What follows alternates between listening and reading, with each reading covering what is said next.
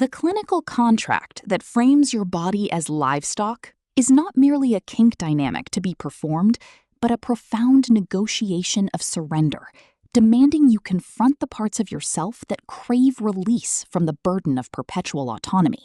And true submission requires not erasing your personhood for another's pleasure,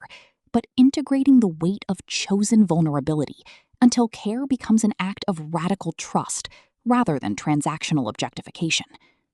In The Billionaire Doctor Claims the New Hucow, Honey Creamfield transforms the Hucow erotica trope into precise exploration of somatic sovereignty and consent-based power exchange, proving liberation isn't found in resisting control, it's forged in honoring the agency beneath the collar, when every societal narrative demands you remain either victim or villain.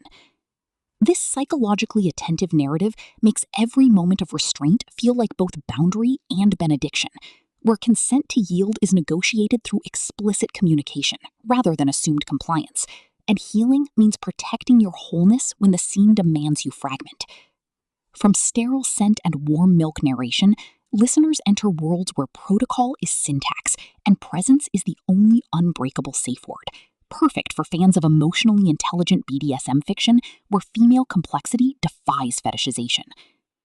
When nurse Alara Vance enters the agency's Hucow program expecting financial relief through roleplay, she discovers Dr. Julian Thorne's meticulous attention mirrors the exact tenderness she's denied herself beneath years of performative caregiving, and his refusal to treat her as mere function creates space for connection defying master-pet hierarchy.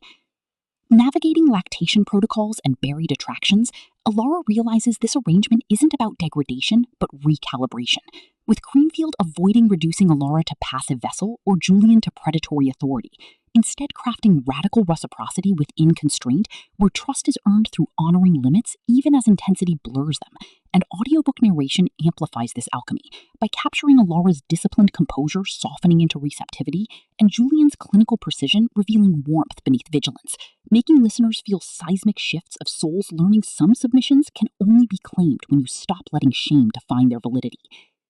What elevates this beyond typical niche erotica is portraying power exchange intimacy as somatic practice rather than sensationalized spectacle, with Alara confronting how caregiver culture equated worth with self-erasure, while Julian creates sanctuary where her needs exist without judgment, their relationship evolving through shared silences during aftercare bypassing performance, rhythms protecting both psychological safety and scene integrity, and mutual defense against outsiders mistaking consent for coercion, supported by fellow participants encoding suppressed longing, practitioners carrying ethical weight, and the agency itself absorbing decades of unspoken bargains, reinforcing that in kink-aware systems, tenderness toward vulnerability is technique, and presence is sustainable resource, with milking routines mirroring emotional attunement and check-ins becoming metaphors for earned trust.